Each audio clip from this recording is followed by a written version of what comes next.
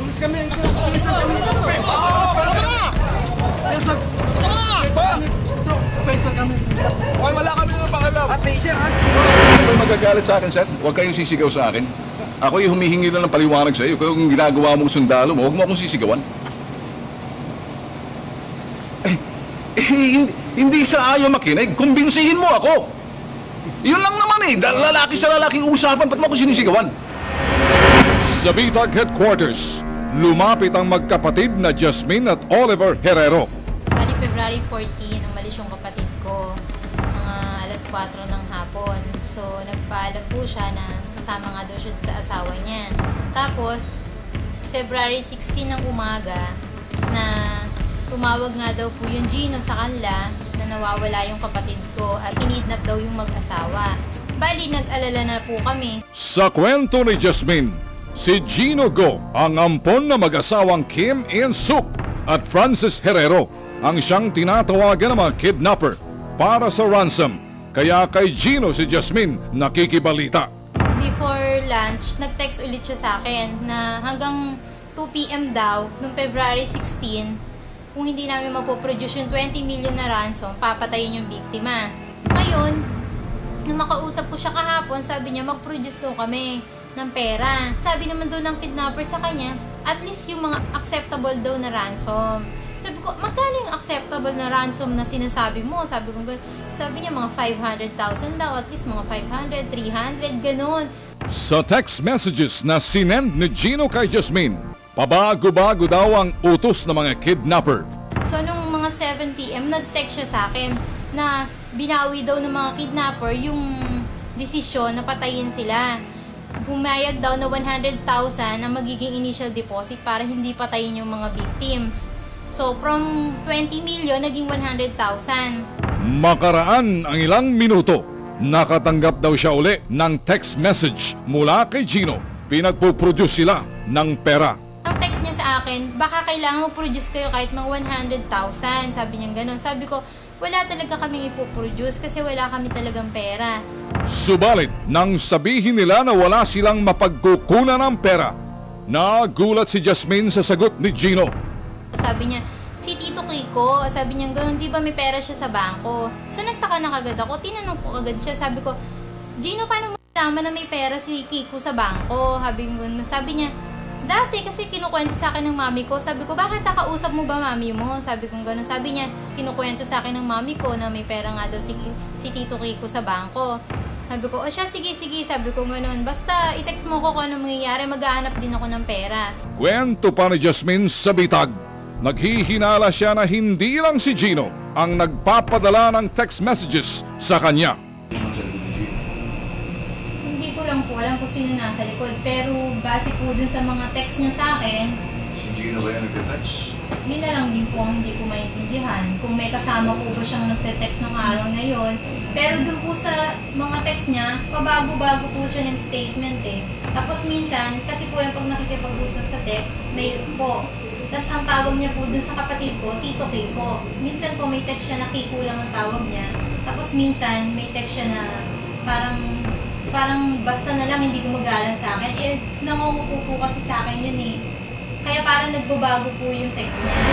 Sinubukan naming tawagan si Gino. Ano sabi sa'yo nung kidnapper? Wala pa nga, hindi pa nga ako pinukontak. Baka mamaya natin tatawag yun. So, paano gagawin natin? Makipag-usap ka, pag nakausap mo sila, sabihin mo sa akin. Sige. Basta text na lang kita. Ilang minuto lamang ang aming hinintay at presto, kumagat ang kulukoy na si Gino. Bukod sa text messages, tumawag pa ito. Hello, Gina. Nasaan na kayo? Dito pa lang kami sa may Bonnie eh. Ang traffic. Oh, antay mo na lang kami. Nasa ka na ba? Papunta na ako dyan. Saan? Nasa ka na nga. Nasa Cubao ako ngayon. Okay, sige. Mag-antay mo na kami. Ang traffic dito eh. MRT station sa may farmer. MRT station? Oo. O, sige.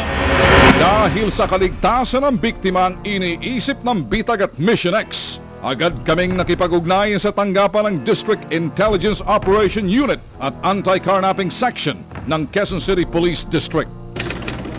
Magkano hiningi? 100? At least daw kahit 100 to 150,000 para Pero pampahaba ng na-produce mo buhay. 30. Mas maganda ba hayaan natin may abot? Tapos, tignan natin kung saan sila pupunta. Alam ng grupo na hindi dapat mag-aksaya ng oras kaya masusi itong Pilinano. Sino ba ang mauna? Ikaw, Castro, sino kasama mo? Ito naman kailangan babae. Pag inabot niya yung pera, observe mo lang kung kanina, huwag niyo muna kukunin. Inabot yung pera. Ganun talaga yung expect niya doon dadating kami dalawa ni Kuya. Ayun, pag inabot niya yung pera, huwag niyo muna kukunin. Tignan muna natin kung saan sasakay. Doon tayo sa sasakyan niya, yun ang kukunin natin. Kasi baka yung mga kasama di ba? Kaya ano to ito kapatid to ng biktima, ito yung subject Ito sir? Oo, ito. Kapatid yan nung kinidnap. Dalawang mag-asawa yung kinidnap, di ba? Kapatid po namin yung isa. Saan? Yan. Yung lalaki. Yung dalawang yun na nawawala. Yan ang nawawala. Ito yung... Ito yung anak-anakan. Yan ang kukuha ng pera eh. Kukunin lang natin yan. Kung may sakyan na sasakyan, maraming kasama. Kukunin natin lahat yun. Ha? Huwag muna natin Babs. Pagbigay ng pera, huwag muna natin kukunin kasi baka may mga kasama sa labas. Hintayin natin lumabas kung sasakay. Pero kung tingin nyo, biglang makaka-alpas na. Oo, pero hanggat kaya pang sundan. Hindi, basta akala tayo sunod lang. Hindi, may sasakyan sa red block mo. Pang-block yun. Hindi, basta pag may basta tansyahin nyo lang kung sasakay, may sasakyan. Yun ang kukunin natin. Kung ano yung sakyan. Umano kasi Kalat na tayo kung 3-4 na sasakyan, nakaganon na tayo sa... paikot na sir, kung saan. Kaya sasama sir. Sir, yes sir. Kalat-kalat na tayo sir. Lahat ng execute sir. Kailangan. Para sigurado yung team. Hindi mo lang muna pag inabot yung pera. Pasok ng AFC. Ikaw, dito kayo, iikot muna tayo tapos baba namin muna tayo. Pasok na kayo. Kasi sir.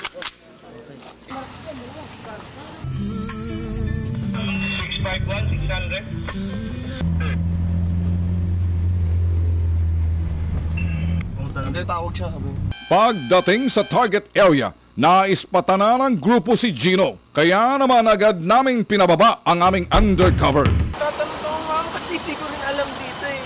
Kung kami na nagpunta sa McDonald's sa may papuntang Dairy Mall, sa dyan. Yan ang McDonald's. Kasi ko alam eh, bago kami nakarating, mas traffic. So ano na? Paano ba yung pera?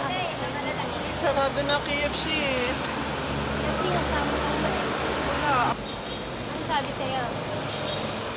Kaya yung usapan, wala nang hindi na malaki no offer yung dinidemand. Yun na nga. Ang una sinabi sa akin 250. Pero parang bago, after ng tawag na yun, tumawag siya ulit. Sabi ng boss namin, kahit makabuo ka ng 300, basta may bukas. Pero siyempre, sinabi mo kung pagbibigay mo yung pera, makakalimutan na yung dalawa. ang ano natin bukas, kasi ang plano ko, bago ko ibigay ang pera, kailangan makausap ko muna yung dalawa. Pero marami daw sa mga cases na ganito, according sa kaibigan ko, yung mga ganitong cases, hindi mo na kagad pinapalabas. Hinihintayan. Kasi pag pinalabas mo kagad, pwedeng masundan sila eh. Siyempre safe, pwedeng ma-set up sila. Iniiwasan nila yung ganon. Siyempre, hindi yung magpapahuli, mag-iingat ko. Wala pe. Hindi yung ipakita. Itago mo yung pera kasi... Bali, bukas, hindi ko na naman ibibigay lahat. Ang gagawin ko negotiation, pamamagaan ko hanggang posible. Kasi imposible na naman din, makaproduce ako pag sinabi ko naka 100,000 ako, na 300 na buo. Siyempre mag-iisip ko, kaya mo pala gumawa eh, mag-demand ulit. Pupunta. Ngayon, babalik ako dun sa bahay ng classmate. Bali, bukas inform kayo kung ano. Ingat ka ha. Kailangan kasi natin ngayon magdasal. Kasi hindi tayo makakasya din na mabibigay sila bukas eh. Kinanay ko sa kanila. Makat ka na.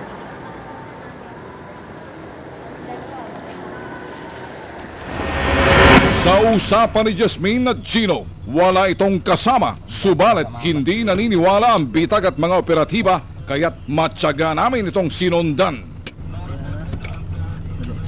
May tao dun, di ba? Sa harapan niya. Hindi mo nga. Delikado, sasakay ng jeep. Anong ginawa? Sumakay. Anong ginawa?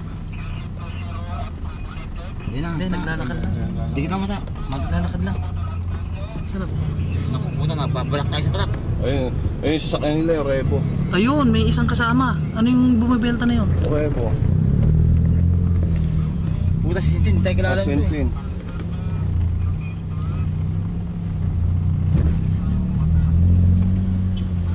Nasa Rebo, di ba? Oo. Ayun, kinuha na.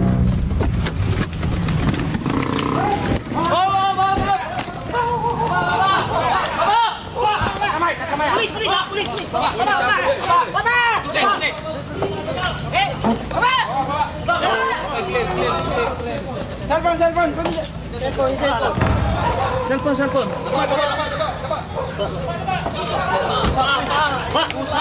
Asan yung babae? Asan yung babae? Asan yung babae? Pulis kami, pulis kami. Pacer kami.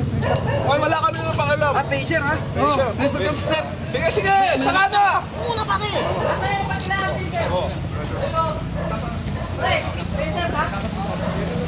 Ina-assist namin yan. Tatawag ako sa official namin. Pacer ka? Oo, tatawag ako. Pacer yun. Nakita ko. Sila. Halika, sakay na sa kotse. TI na, sakay na sa kotse. Sakay na sa kotse. Oh, pato! Halika na. Tayo. Sakay sa kotse pare. Ito. Saan driving din pula lang?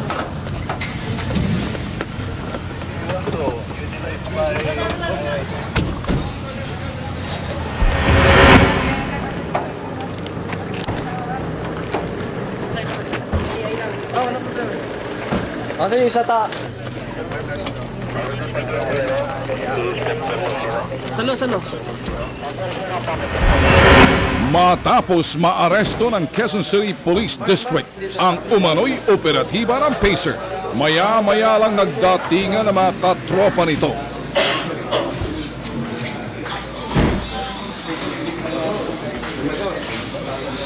Sumada, sir. Sumada, sir. Kapatid niya si Ronnie. Hindi ko nga maarap. Yung plus 1. Yung doon. Pero parang pamilya sa akin yung sa kanong mga pamilya si Tosi. ano yun? Ano ko official yan? Habang nagkukumpul-kumpulan ang mga taga-Pacer kasama ang kanilang nahuling katropa. Sa kabilang kwarto naman, nag-uusap ang Bitag, Mission X at si Colonel Sintin ng DIOU hinggil sa malaking katanungan. Anong ginagawa ng Pacer nung mga sandaling iyon? Lumalabas na para silang mga suspect dahil sa entrapment hinggil sa bahagi ng ransom money para sa mga kidnapper. Well, sabihin na natin legitimate yung operations, but apparently from that legitimate operations, magkakaroon ng loopholes and lapses. Kung si God, ang sinasabi ni General Lacson on half-truth, half-lies. From the legitimacy of a particular operations, there could be truth in it, there could be lies in it. Is it okay? Kasi pinayagan na naman. Subalit, parang bulang naglaho ang mga taga-Pacer palabas ng Kampo Karingal. Makaiwas lang sa Bitag at Mission X. Boss, gusto. Ito si Pacer, boss. Pacer? Nawala sir, nawala. Sir, nawala. Asan sila? Saan sinakan? Sinubukan ng Bitag na kausapin si Colonel Lee ng Pacer. We'd like to help. Kaya lang, ang problema namin, sir, siguro kunting paliwanag man lang. At saka alam ho namin ang Pacer will be the ones leading the way to do the entrapment para mahuli itong mga kidnappers na to. Why? Parang nasa Pacer. Yung parang silang kapakanan ho at kaligtasan ng biktima ang pinag-uusapan dito, sir. Sa akin lang naman, sir, gusto ko sana makarinig sa kataas-taasan kung sino man. Kung si General Calderon nagsasabing legitimate operation. Sa halip na magpaliwanag, ito ang kinahinatnan na uwi sa bruskong usapan. Sir, ako marunong ako maintindihan, malalim ang pag-unawa, sir. Sa akin, ikaw kung may problema, sir, hindi nyo na bibigyan paliwanag na. Ang bitag ho, sir, pag nambibitag ho, talagang diretso Ako ho sa akin, hindi ko sinasabing nabitag ho kayo, hindi pa ho ko sapat yung paliwanag ninyo sa akin. Eh, wag ho kayo magagalit sa akin, sir. Huwag kayong sisigaw sa akin. Ako'y humihingi lang ng paliwanag sa iyo. Kung ginagawa mong sundalo mo, huwag mo akong sisigawan. Hindi sa ayaw makinig. Kumbinsihin mo ako. Yun lang naman eh. Lalaki sa lalaking usapan, ba't mo ako sinisigawan? Ano? Yung nga eh, gusto mo bang makipagtulungan? Sira ulo ka pala. Ito kung minsan yung mga nangyayaring, I don't know kung sabihin natin bulilyaso, miscommunication. Isang legitimate operation, pwedeng mangyari, nagkaroon ng hindi pagkakaintindihan sa operatives ng specialized group tulad ng PACER. At itong grupong tumulong dito sa grupo ng Bitag at grupo ng Mission X na nagsanib para lamang dito sa tulungan tong biktima. Kaya lang, kung legitimate ang operation na to at merong mas bigger ongoing operation na gagawin yung PACER, hindi pwedeng mangyari yung basta na lang hindi sila magpapaliwanag, hindi naman tugma doon sa nakuha na video. At yung video na yun doon sa surveillance, abay malalagay siya sa alanganin kasi mas halaga rito yung safety, kaligtasan ng sinasabing biktima at isang objective lang naman dito makatulong.